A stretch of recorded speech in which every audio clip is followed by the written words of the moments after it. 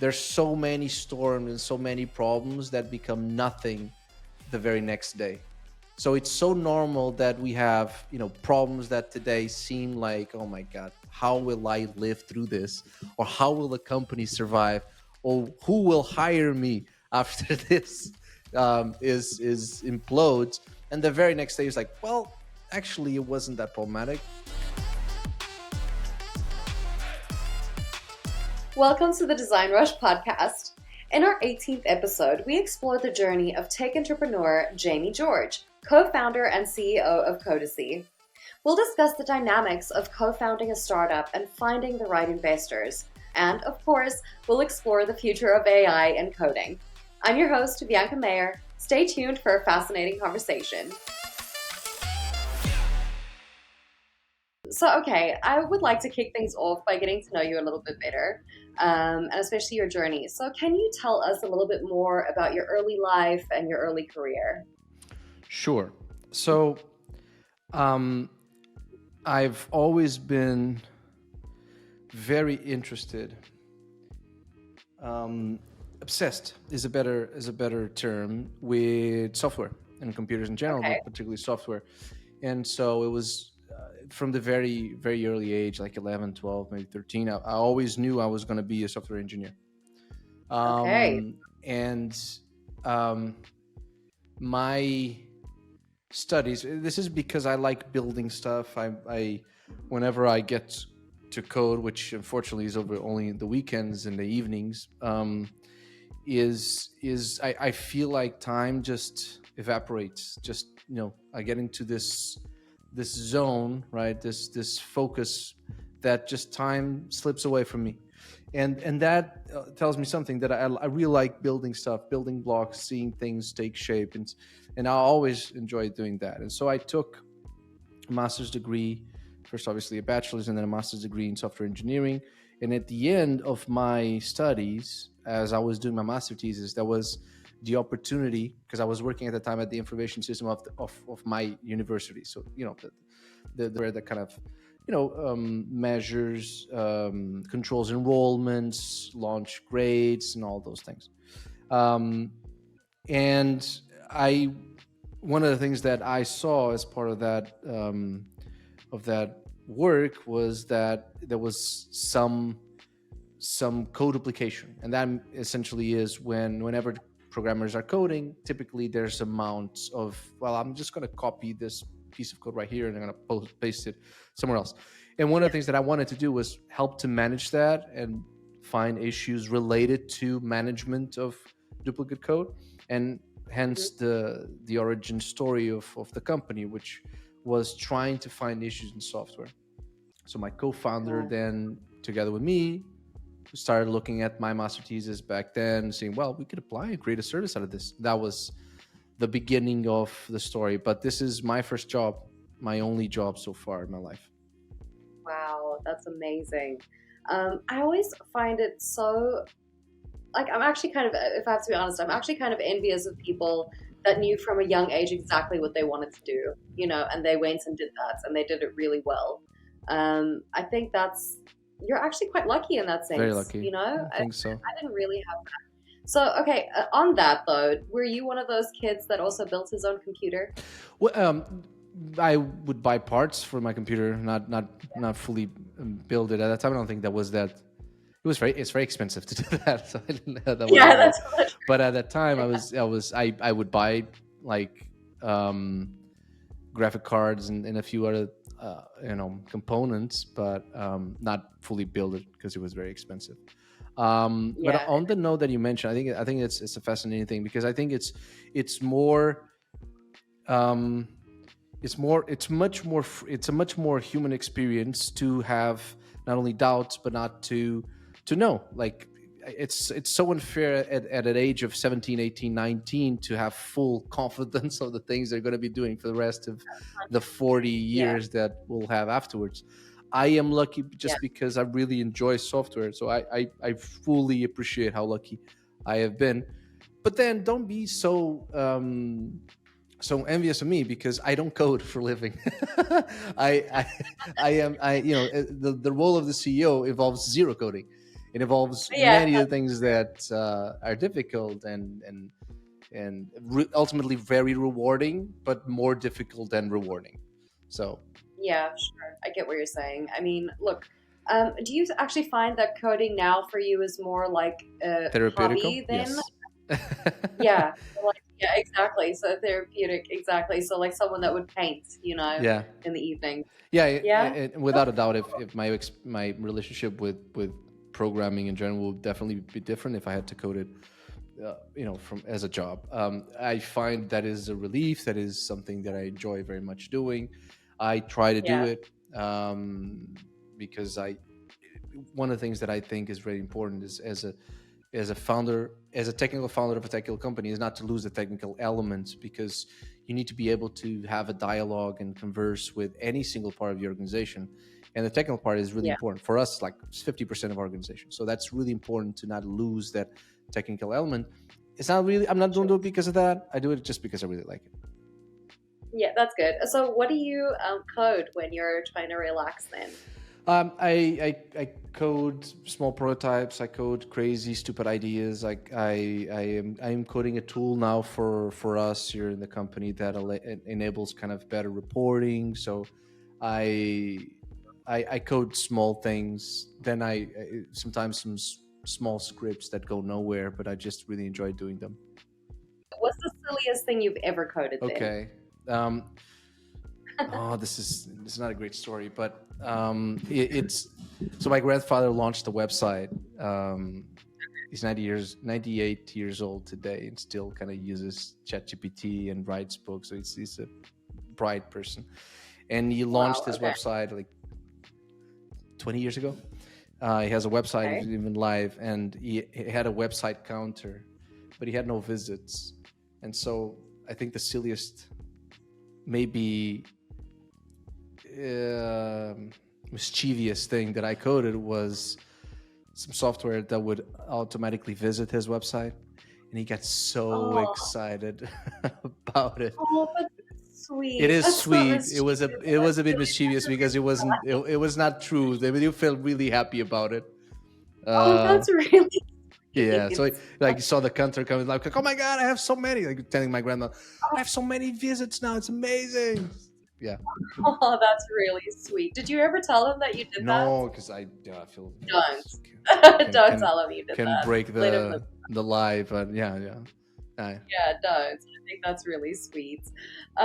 Okay, so moving on now. Let's talk about, you starting up with Codacy. Obviously, that must have been like a super daunting experience when you first started that. So, how did you maintain your focus, especially when you were confronted with like any issues or challenges or anything like that? Um, it is hard because you get thrown a lot of curveballs from very different directions and many at the same time. Um, Sure. what I've in the very beginning, there was a lot of anxiety because there's a lot of things that I didn't know and a lot of things that I didn't control, a lot of things that I didn't never experienced before, right? So kind of afraid also of screwing up. And Yeah. ultimately, I've gained peace with a few ideas. One is that you can only control as much as you can only control so much, right? You do the best you can and you trust kind of the process. You do the best you can every day, and things will fall into place. Which is a hard thing because when you start getting investors, you typically need to tell them a story. You need to have a Yeah. narrative of how you see the company evolving over time. And the narrative needs to be good, right? Otherwise, people won't invest in the company. And obviously, I've Exactly. always believed very strongly in the things that we do and where we end up with today, which is a pretty interesting business. But that creates ultimately, inadvertently, pressure, right? Because sometimes you don't get as fast as you originally planned to the point that you forecasted or told people. So I think that's really important, which is you focus on the day to day, you focus on the things you can control, and then the outcome kind of is a different thing. You separate those. That really helps. And then the second is is kind of a very important thing, which is everything can be fixed as long as you believe in the company and you have some money in the bank. Okay, most things can be fixed. Obviously, if you have a massive PR screw up because you're an asshole, you said things that you shouldn't be saying, that's pretty bad, right? I'm assuming good intent and good behavior, but most things are pretty fixed if you have good runway and you have the energy to drive the company, right? So I ultimately, do I have the energy? Typically, yes. Do I have the money? Yes. Okay, I get to sleep at night, right? So that's how I kind of boil things down, and I get to decrease the anxiety that is inherent to running a startup. Okay, so what if you didn't necessarily have the money and stuff, like the money and the runway to be able to do all of that? Like, how would you advise people to handle that anxiety? So that's first of all difficult, and I think is really is important to normalize that is anxiety inducing. That is difficult. That is not an easy place to be. I have friends of mine that have gone through very difficult moments where nothing ever failed, but they were going through very short runway periods of 3 months, 6 months, where they had to fundraise consistently. And it's a very stressful time because you hold, the future and the career of people, and it's that affects sleep, right? So I think first of all, normalize things, and then second is you prioritize with,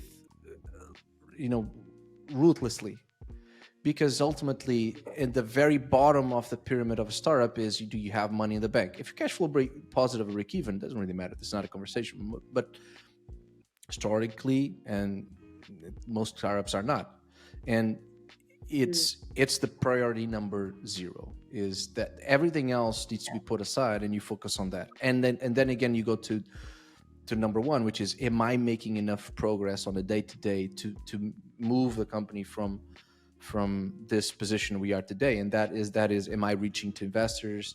Am I talking to other alternative financing? Am I finding it? Can I talk to another customer to pay me up front 2 years instead of 1? Am I doing everything within reach today? Yes. Okay, then fine. Tomorrow is a different battle, but I'll take one at a time. And so you take these, you separate the battles of the war, which is not a good term to be talking today, but you separate things, right? And that helps you to move forward and to at least have progress. At least to clear your path, right? And really see things clearly, really. At the end of the day, I think that's a big part of it as well, is, prioritizing things in the things that you can do right now to fix things. I think is the most important to focus on, Now, Codacy, was born from a collaboration, obviously, between you and Joe Cachedia. Thank you. So can you shed some light on how that partnership started and the dynamics between the two of you? Sure. Well, he's 8 years older than I am. We met in college. He was already out of college, but we met in college, and kind of what brought us together was we would be speaking until 4 a.m. about programming languages and just geeking out generally, and that was something really cool. So what vibed with him was what also moved me, and so he's always been a big supporter of small things that can become large, and that for me was always a very good thing. Another thing that attracted me to him is that he's one of the best people that I know, in terms of being kind, human, just a good person. And our partnership has lasted this long, which is going on 11 years, because we respect our relationship really a lot, really a lot. Respect each other's decisions, respect each other's boundaries, and that has been something that we've done well. And so, yeah, that's what I would say. Okay. Well, I mean, that is super important. I think for any relationship, obviously, but especially when you're starting a business with somebody, it is so, so important to actually really like the person, I think, as well. And like find really common ground with what it is that you guys envision for the future together. And I mean, probably you can agree with this. Like, I think, it's really good to also be able to partner up with someone who can roll with the punches with Completely. you, right? Like that, can be there with you through like thick and Yeah. thin. Was there ever a time, actually, now in saying that, was there ever a time that you guys felt like, shit, I don't know if we're gonna make this, or that you guys had to like really support each other through something really hard? There have been a few. Yeah. There have been a few. There have been moments where we question things. We question each other, question our place. There have been tough moments. 10 years is a long time, and in a startup that measures progress sometimes on weeks, there's a lot of weeks in 10 years. And so there's been tough moments. There have been moments of very low runway that was, again, very stress inducing, that we had to figure things out. There have been moments where, we promised things, or kind of we projected and forecasted certain scenarios and environments or customers that didn't materialize, and we had to go and face our board, which honestly has been incredibly supportive of our mission and the founders. We couldn't ask for a better board, frankly. So it's not been easy, but I think that's the journey. And I think that's what's normal, because there's tons of survivor bias in startups. You read about the success stories, and you also read about the huge failures and the frauds, but in the middle there's life, and life is messy and complicated, and sometimes founders have different priorities, and sometimes products and industries change, and it's supposed to be difficult. Otherwise there'd be 10 times more startups. True, exactly. Okay, so I'm not asking you to go into too much detail, obviously, because I understand if you don't want to really discuss it too much. But during those like times of hardship with you guys, how do you support each other through that? So, I think we, first of all, is with a lot of understanding and patience, because those moments easily trigger those moments easily trigger many more feelings that other than the anxiety. The anxiety projects itself into many other ways. The feelings, right? Anger, sadness, accusation, finger pointing, all of these things are extremely non-productive, and both João and I think we've been very disciplined in these moments to not resort or not let our emotions flow 100% into that, because that only makes it worse. And so to be very calm and collected, and to look at problems at hand, and not be seduced by the feeling of just blaming other people. And what's fun thing is, like, I actually learned that from one of our board members, which has been a great mentor to me in that regard, which Pedro from Armilar. He's in most of our very difficult scenarios that we've had, and we've had a few situations that are just, you don't know the answer. You have to go manage the situation. You got to understand how to get through it.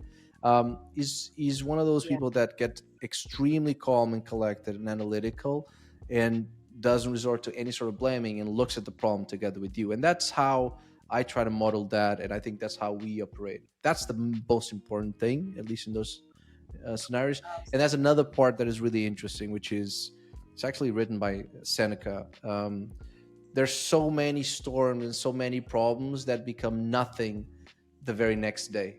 So it's so normal that we have, problems that today seem like, oh my God, how will I live through this? Or how will the company survive? Or who will hire me after this is implodes? And the very next day is like, well, actually, it wasn't that problematic. It's not that big of a deal. And there's so many of these situations in every single stage of the company. So I think sometimes time is also on your side if you get through like 1, 2 few hours and then just breathe through it and see that many times these problems are not as big as they sound. Some, not to say that the problems need to be taken care of and paid close attention to, but that's it.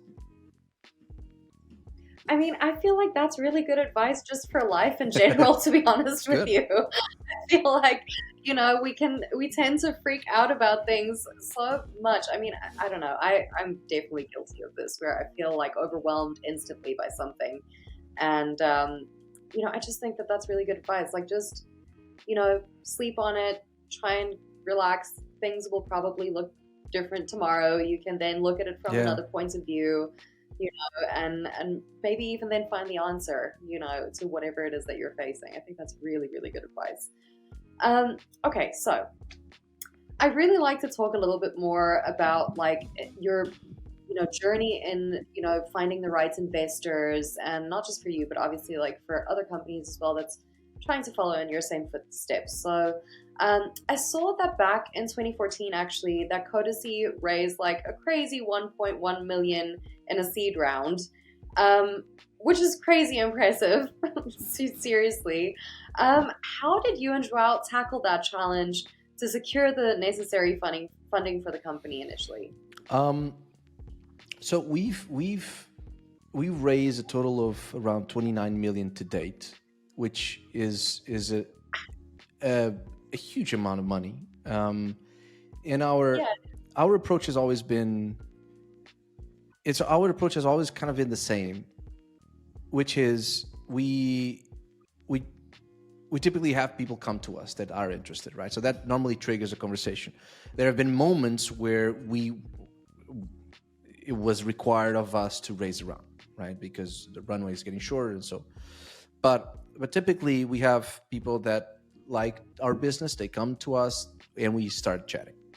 Our approach has historically been the same. We try to be very clear about who we are, our culture, who we are as individuals, because ultimately an investor is investing in you and is investing in the ability to work with you, and whether you will hear input and advice and you can work with that person, right? So that's important. On the other hand, an investor is also investing in the business, and as series go by, it's much less about the founder and the vision. It's more about the performance of the company. In the early days, it was, where is this all heading to? What is the market telling us? What are we doing to capture an amazing piece of this pie? And so that was pretty much our posture, was always, how do we convey for people that typically are not technical even, that the space of software development is accelerating faster than new engineers are entering the market, that tools are being like water in the desert. They're being absorbed by these companies because productivity is a must-have. Because let's say 32% of a company is research and development, and it's really important that we make everyone extremely productive, and that software has quality, and that security is there, right? And so it's always been our job to convey that really clearly to investors, and I think we've been able to do that better over time. In the very beginning, it was difficult. If you watch a pitch competition that I did in 2014, which is 9 years ago, my God, I resorted to metaphors such as cleaning a kitchen to explain the difficulty of developing software and what happens if you don't maintain the software, right? It becomes just huge pile of dishes that are impossible to clean because, the dirt and the grease and all that just becomes very encrusted. So that's like software as well, right? Honest with you, sorry, I'm interrupting you, but to be honest with you, as a woman, I completely understand that. As a man, I do it as well. I'm not saying that's not what I'm saying. I'm just saying I understand that. So that's, I think that's been always important. I think very clear expectations. One of the things that is really important that I've come to learn is that investors expect you to drive, expect you to have vision.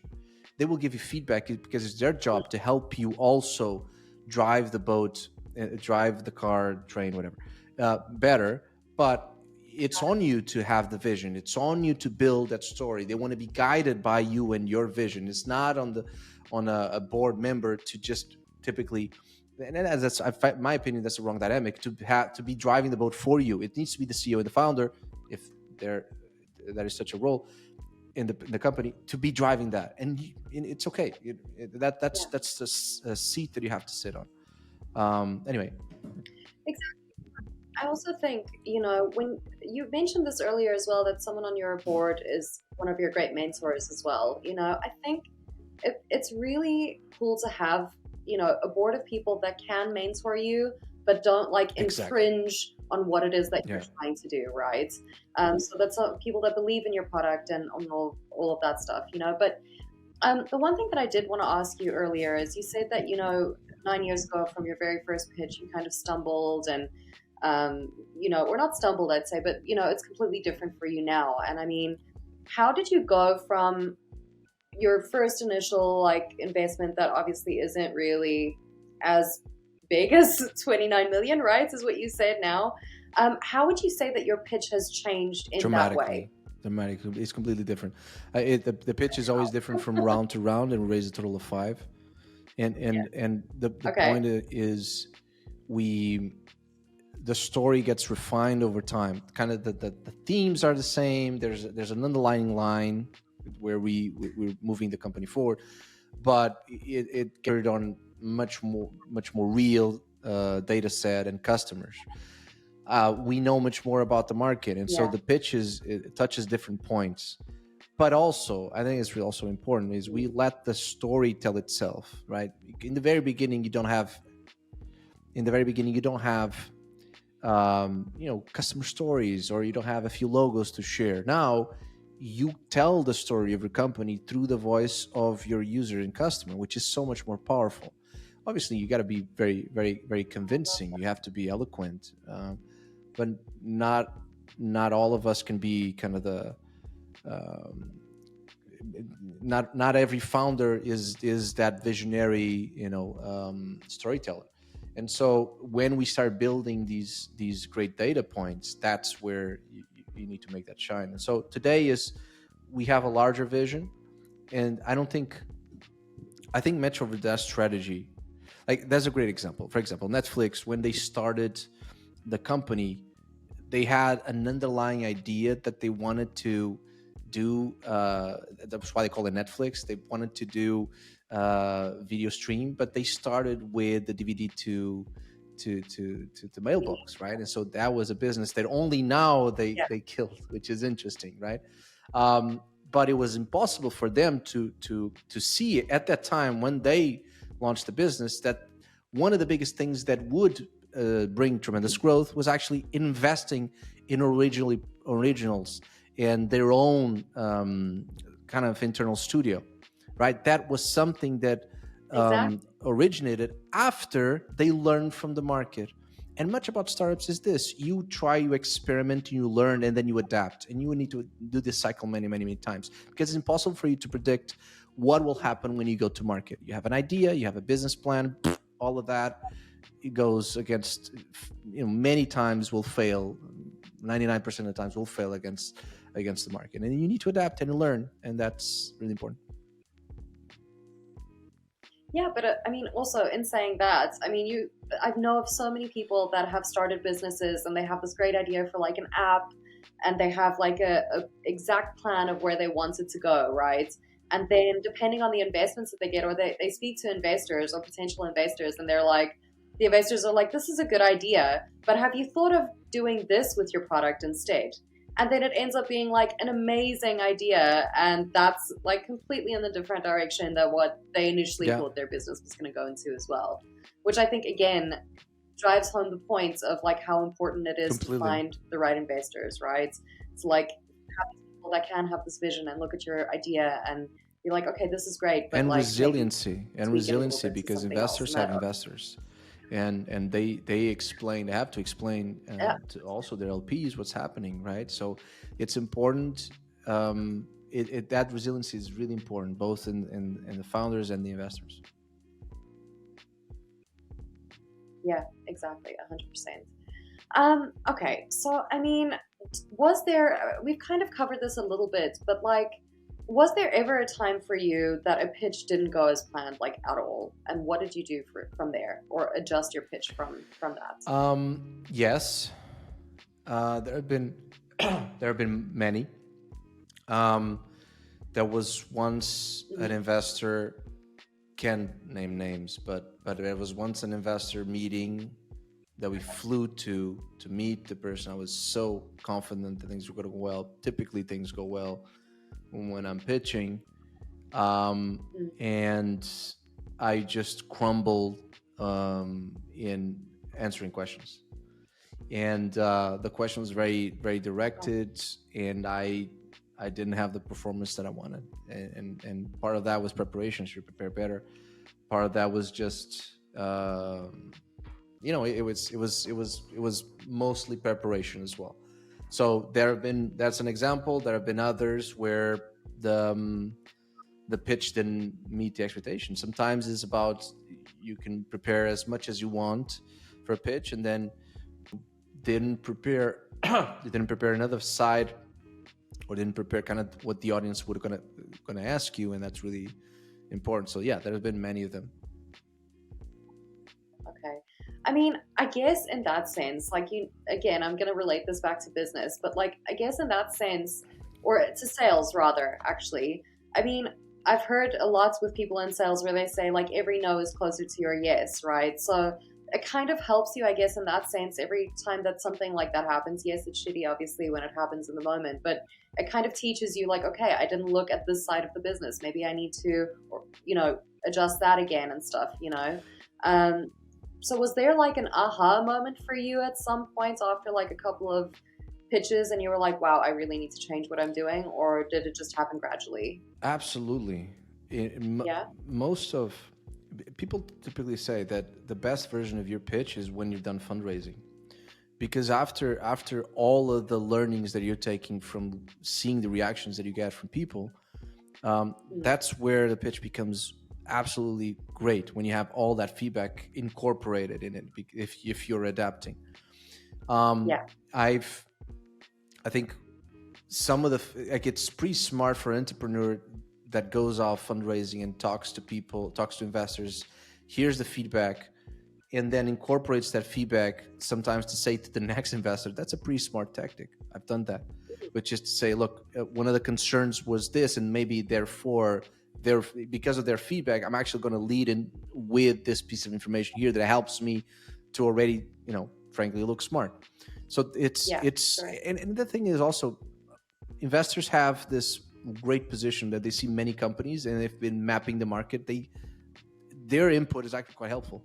So to pitch investors is also to learn about how other people perceive it, not how customers perceive, and then ultimately that's the most important thing, but how future investors will perceive things. So it's really, really helpful to pitch, VCs. Yeah, exactly. And even if it sucks, it's still, maybe don't stop pitching, right? So, okay. So, I've also heard a lot, there's a lot of discussion about how like entrepreneurs should be aligning their values and their goals when seeking investment, right? So, and to drive this home, I recently read an article by Entrepreneur that discussed how entrepreneurs should clarify their non-negotiables and not just like settle for any investor. So from that, or from your perspective rather, what kind of red flags do you think that entrepreneurs should be aware of when they are looking for investors? So, for me, an investor is defined by the way that they behave when things go badly. Because when it's easy, when things are growing, everyone looks great. Everyone is very competent. Everyone is doing their job. Everything is so much easier. But it's when the chips are down and when numbers are not there that investors are truly, in my book, defined. Because sometimes entrepreneurs don't feel great. They need to be picked up. They need to be motivated, right? And I'm not saying that the onus of motivating that needs to be an investor, because that's bad dynamic. But that's a component.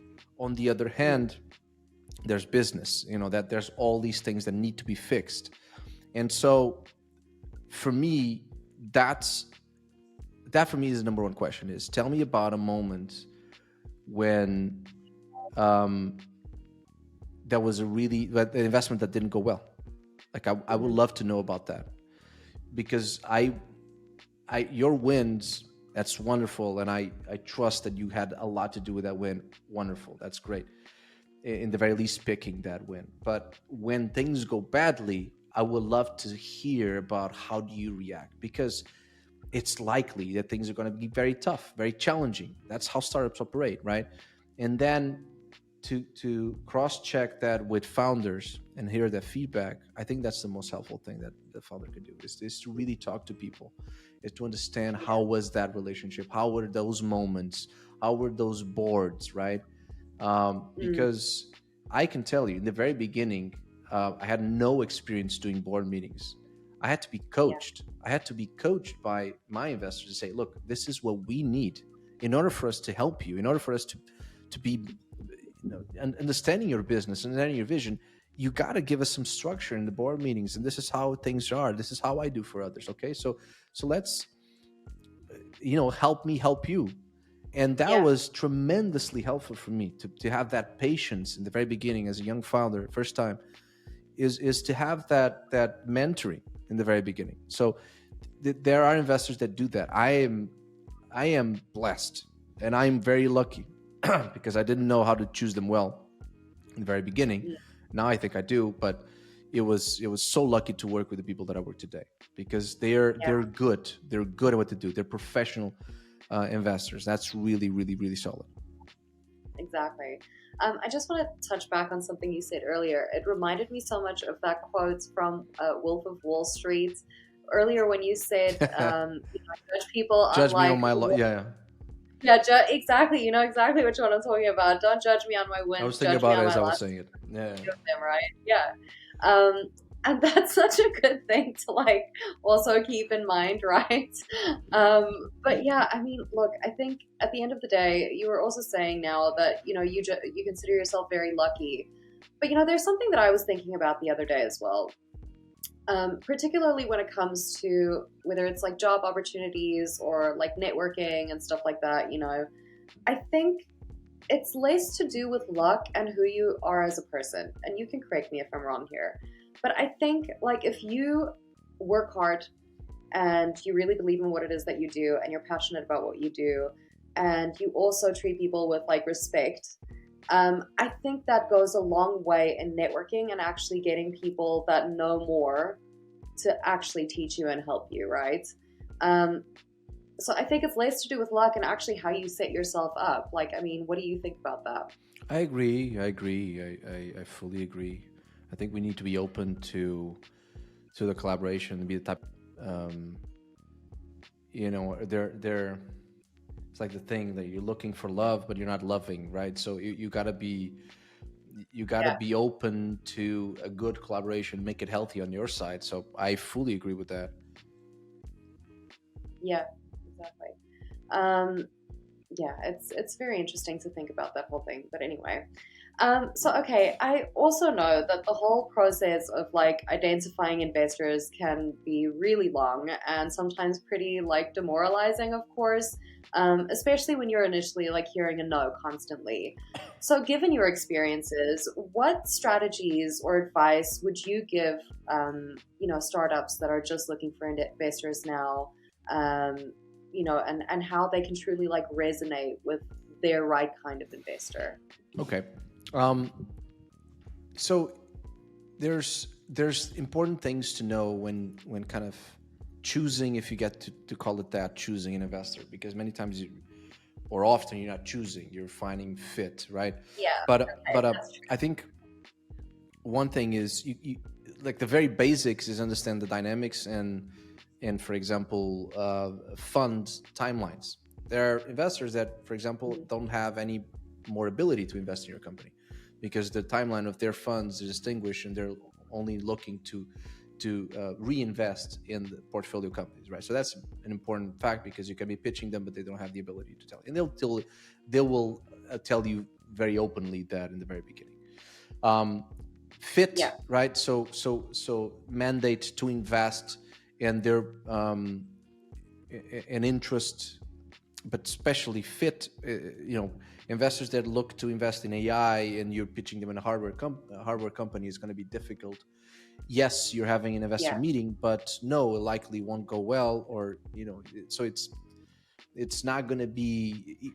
Fit is also very important. So one of the things that's really important is timing is unfortunately not on your side. So this is an important dynamic to understand. It's always in the best interest of an investor to wait and see, because if you wait and see, you'll have better data to make an investment, right? So if I wait and see how a startup evolves, unless another investor takes the round of, from me, it's always on my interest to see how they develop, because I will have more data potentially for the same price. So it's on the entrepreneur to conduct and create that tension, that timely tension of saying, I want investment, but I am also putting a timeline, and I'm talking to other people. And yes, you can wait, but you might lose the deal because I'm talking to many people. So the best people that I've seen raise round, they condensed all of their meetings in 2 weeks, and they were having back-to-back, right? They were talking to investors immediately. And that's a smart strategy because, one, investors will feel that because they're busy. And second, you can create a competitive tension, which is good for you as a founder. And so if, for example, you space things out too much, then people can perceive you as kind of fundraising over time. And people can perceive, it's not going at that well, because otherwise someone would have already presented a term sheet. So it's in your interest to kind of put everything condensed in 2 weeks, back to back. And so you also can, as soon as, for example, you have some news from other investors or things are moving on, as long as you're confident about it and it's moving forward, then it's also very exciting to tell the people, hey, this is moving forward. Don't miss the train.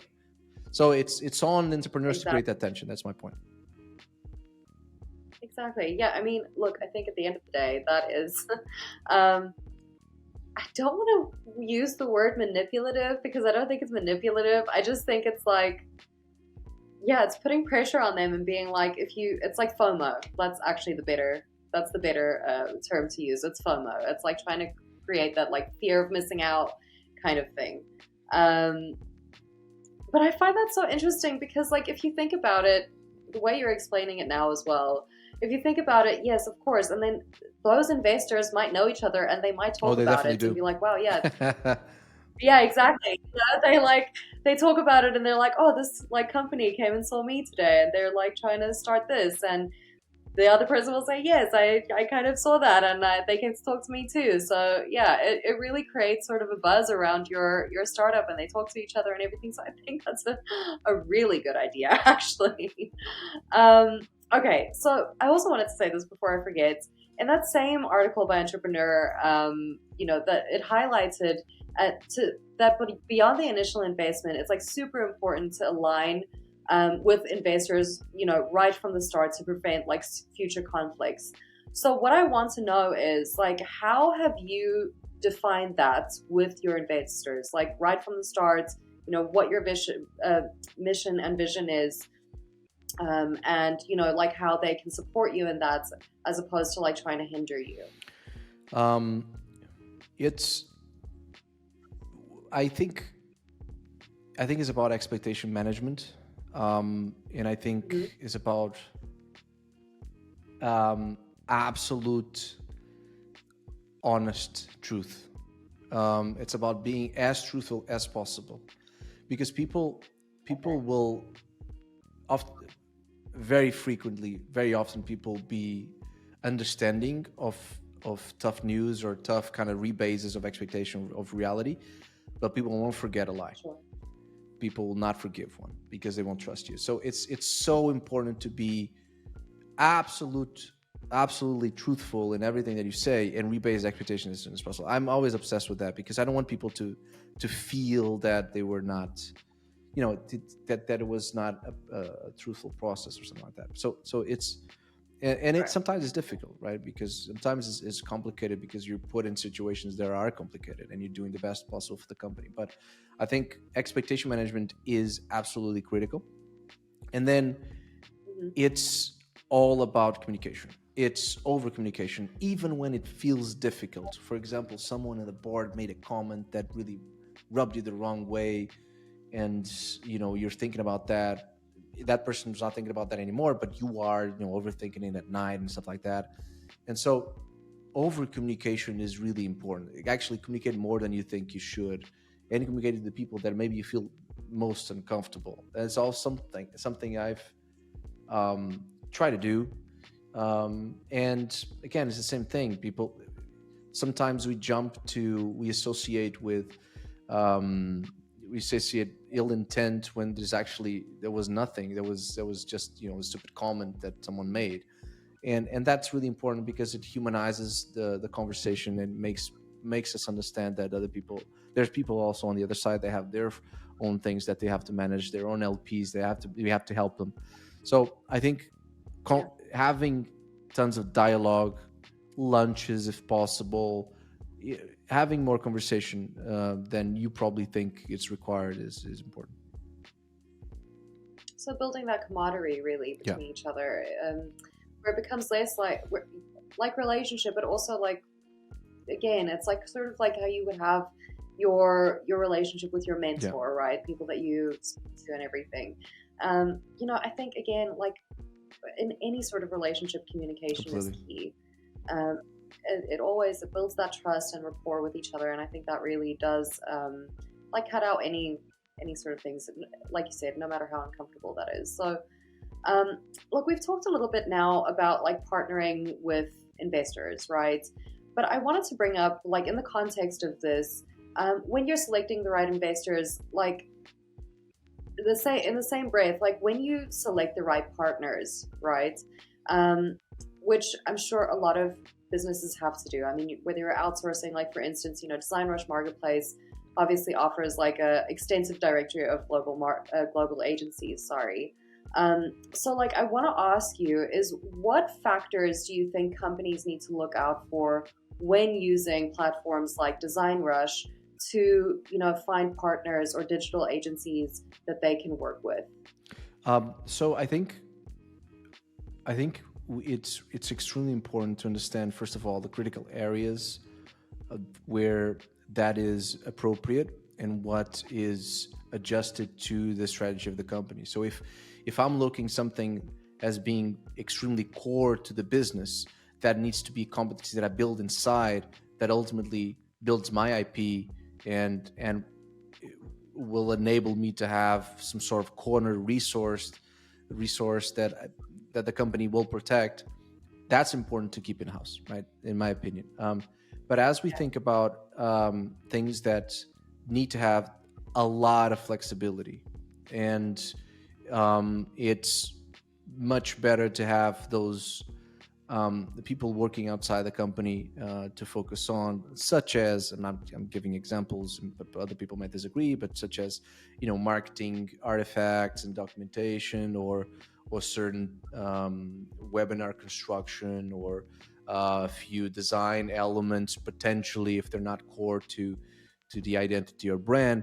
Those, if certain companies will find that there was a lot of speed, especially if they don't have the ability to cover the costs of having people internally, right? So in our company, and very honest, we like to keep as much as possible of all the work inside the company, but we do have agencies on our payroll, because on retainer, because we see the necessity of having more flexibility and having people that, for example, have done a lot of experience in, let's say, building landing pages.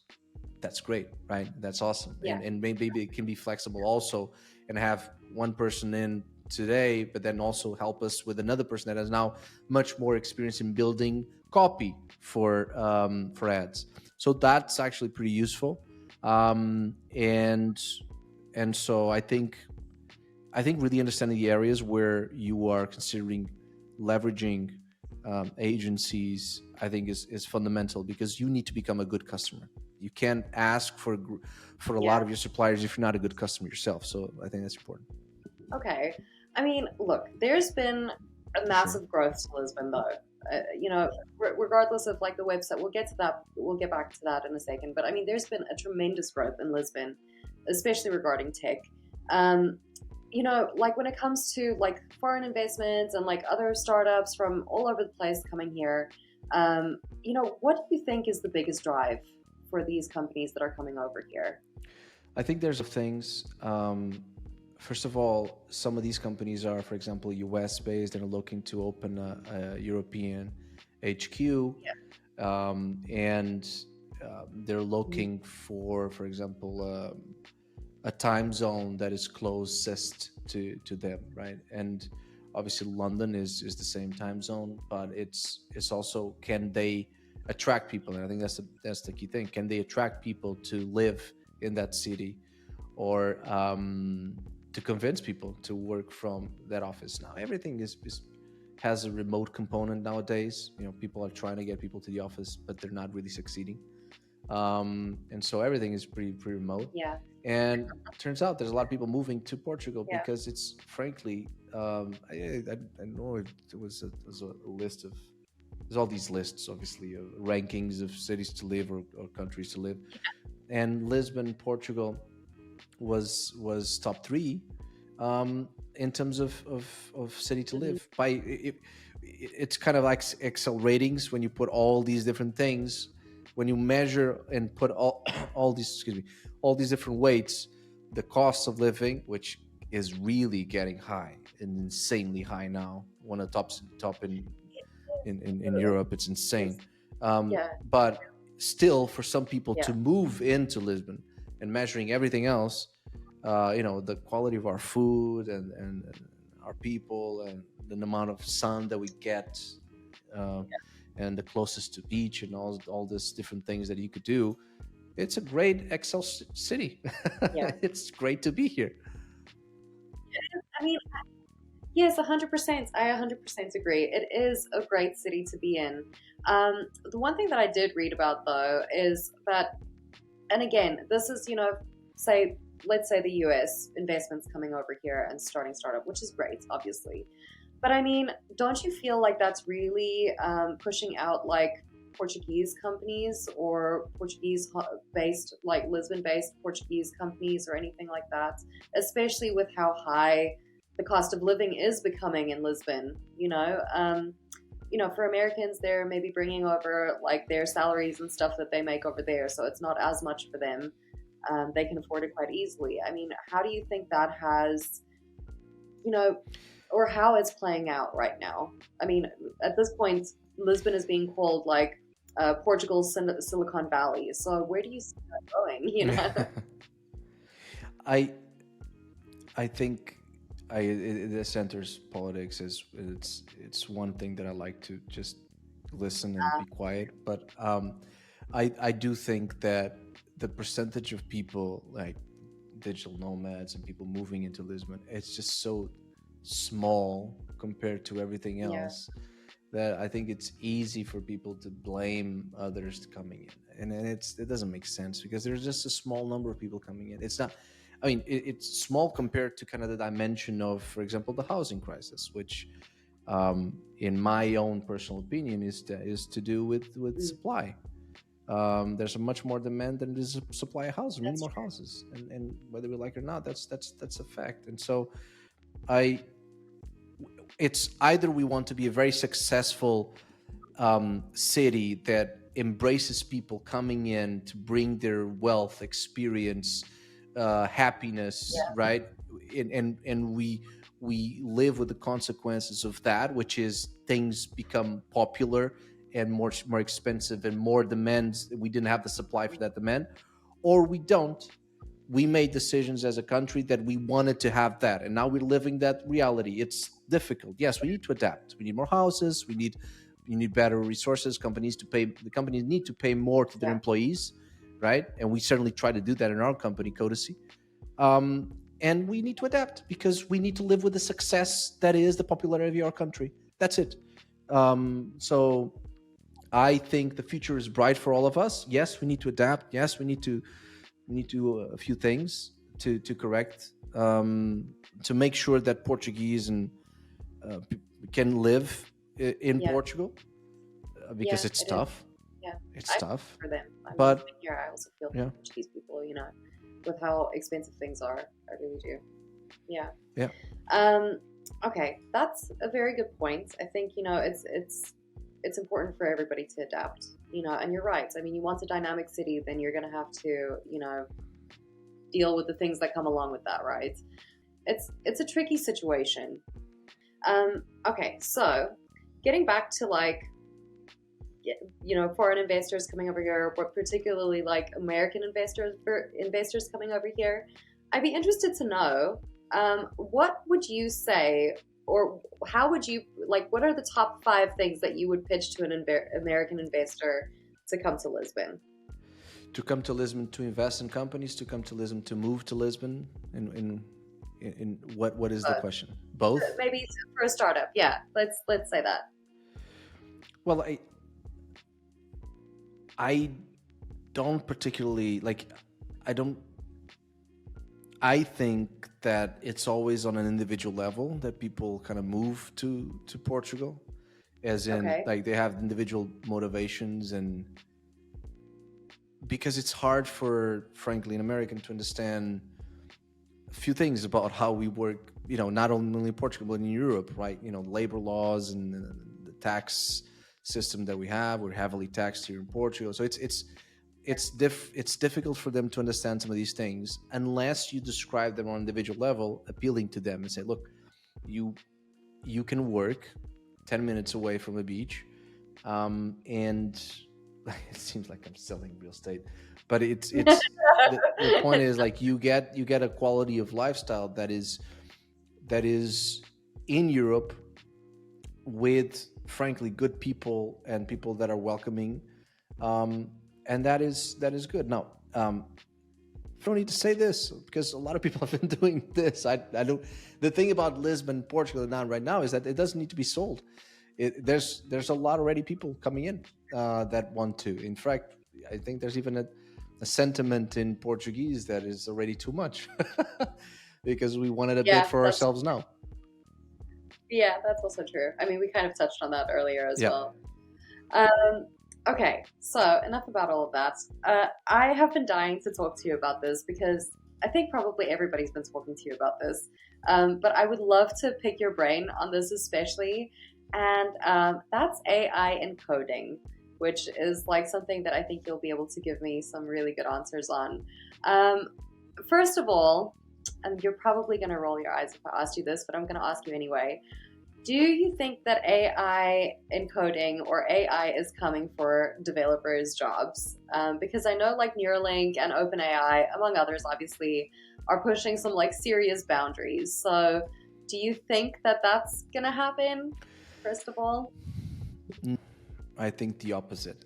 I think Okay. I think that typically when we think about things that increase dramatically productivity, we think that might affect somewhat the people that are having or that have their jobs. But I think AI coming into development will not only increase productivity but also increase consumption.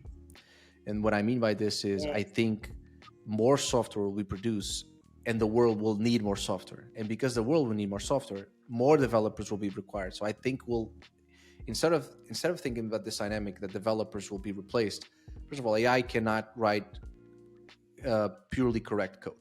Only 65% of the code written is correct. And that's the stat taken by the best model that is publicly available, which is GPT-4. So it's really important to understand that it doesn't generate correct, secure code. So it always needs humans, at least now. Of course, you could say, well, but in 10 years, sure. But my point now is, if we're looking at AI as a solution, as a tool, for now, for sure, will increase the number of developers required, because the consumption will also increase. You will need more software will be consumed and created and absorbed, right? So I think that's not, I don't think that developers will be replaced. I think developers will be enhanced and produce more. And because of that, I think actually more developers will be required. So it's quite the opposite. Okay, I really like that actually. I think that makes a lot of sense, to be honest with you. I think that there's a lot of talk about like AI is coming for people's jobs and stuff, but I really do think, like you said, it's just here to like sort of help us with our productivity, right? It makes life easier for people to be able to handle things, and they can focus on something more important, right? So, on the other hand, though, I mean, do you think, or what would you say are like the things that coders need to be aware of when they are integrating AI into their toolkit? So I think that's really important. It's a good question. I think developers need to be aware that, one, the design decisions that AI takes, it really is trying to just guess the best next word after the previously guessed word. So it's not, unless you instruct it really clearly on what you want, like you would do, let's say, a junior developer, it's gonna make less shortcuts but more implicit design decisions. That's really important. So if you ask it to solve a problem, it's gonna find the shortest path to solve that problem. And so that's really important to understand. You might get things that are, solving the problem, but not in a way that you want. So you got to be really explicit with the things that you want from that tool. Another thing is it gives you very different results for the same question. So you have to be really strict. Again, it's on you to be really understanding. You're driving that car. You cannot be mistaken by the false sense of intelligence, because it's providing you solutions. You need to be driving and making decisions on what to do with that. And so in particular to coding, you have to also be careful, because it for example, because of the training data that it has, it's never today, it's always kind of a year ago or 2 years ago that the model was trained. It will tell you about, for example, libraries that your code will use that will not be up to date. And so there's security concerns there, there's quality concerns there. It's important to use this. It's an invention of a lifetime, frankly. It's a tool of a lifetime. It's incredibly productive. I use it every day for very different things. But it's in the limitations and in the problems that we actually, by acknowledging them, it's where we actually make it super useful, because most companies don't have a policy to deal with AI, and that's really important that we know the limitations. Yeah, exactly. I really think that makes a lot of sense. I couldn't say it better myself, honestly. Okay, if you had to think back, if you had access to advanced AI tools that we see today, how do you think that would have changed your early journey to or how different would it have looked for you if you think about it now? It would have been, I think it would have, it would have, should have, could have, didn't, right? So it would be different for sure, because I think the challenges that the industry was facing back then was 10 years ago. The thing about the developer tools space is that it evolves. It was every month or every semester. Now it's every day. It's insane. So it would have been very different, I think. It would have been very different. Then again, the fundamentals, and that's the thing. The fundamentals are always the same. The fundamentals about computer science are always the same. And it will continue to be the same. You maybe you'll have more natural language written, but a good software engineer, a good software developer will always need to have the fundamentals by his or her side to drive good decisions when writing software. So yeah, that makes sense. Exactly. But considering how much AI has like transformed things recently, especially the jump from like GPT-3 to GPT-4, where do you think we're headed in terms of like the biggest innovation or shift in coding over the next few years? I think it's really hard to predict, and I have my personal bets, but I don't. It's really really hard to predict because all of a sudden, they OpenAI launches, for example, a multi-model GPT-4 that can now look into images and understand what the image is doing, and that is amazing. And so it's hard to predict, but I think I asked this to our customers, and they were saying, for example, better tooling, better integrated, faster development times, yada yada yada. I think that's fair. I think my personal bet is that as we think about development, I think more of the code will become natural language. More of the code will become English or whatever, but English. It will be written in English, and I think that literally can become files in code, and that will be translated into code afterwards. But much about software is about building abstractions, right? Because on one hand you have 0 to 1, and then you have assembly, and then you have all these layers, and C and Java, and then so I think it's another abstraction level that you have on top. But do you think that'll make it more accessible for people if they were able to, write their code in English and then just translate it over to code from there? I mean, I think coding is accessible already. I think it will be further accessible, for sure. Yeah, for sure. Okay, anyway. So before we wrap up, there's just one or two more questions I want to ask you. I know we've gone over time. Yeah, been going for quite a while. Last two. Yeah, sorry. Oh, sorry. Let's do, yeah. Last two, yeah, sorry. Okay. You've obviously had a lot of hats that you've worn over your career. You're a coder, you're a founder, you're an investor, you're a leader. So with all of the lessons that you've learned, would you be able to send yourself, or what was the message, or what would be the message that you send to your younger self just starting out? So I would say don't be afraid of making mistakes and trying, which is really important and special to me. And I would say that everything will turn out well, and therefore there needs to be a lot of enjoyment in the process. And I would say that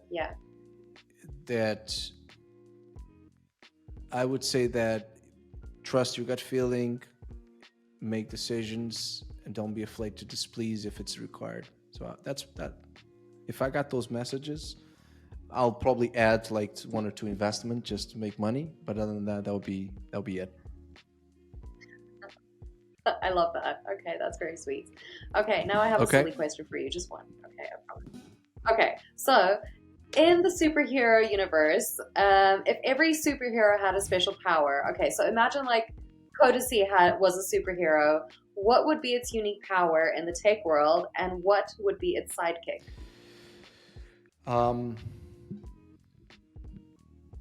If Codacy had a superpower, I think it would be transparency. It would be kind of transparent, super transparent, something like that.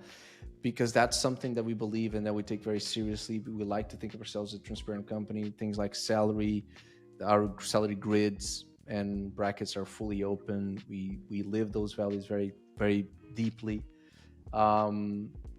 And so our sidekick would likely just be Batman. I don't know. Batman as a sidekick would be really badass. Yeah. Okay, cool. That's actually the best answer I've gotten to that so far, by the way. Cena. Yeah, I like that one. That really was well thought out, I have to say. Jaime, thank you so Bianca. much for joining us for so long today. I know we went completely over time, but I think we got some really good, some really good content from this, and I really appreciate you staying with us and joining us and everything. So really, glad to help. Go enjoy your evening. I'm gonna go now. And that's a wrap for today's episode. We hope you gained insights into Jaime Jorge's journey and the world of tech entrepreneurship. If your project could benefit from a top-tier digital agency's expertise, look no further. Head to designrush.com/marketplace. Our carefully curated selection of agencies is equipped to help you navigate the evolving digital landscape and bring your vision to life. Again, I'm your host, Vianca Meyer. Stay curious and join us for the next episode.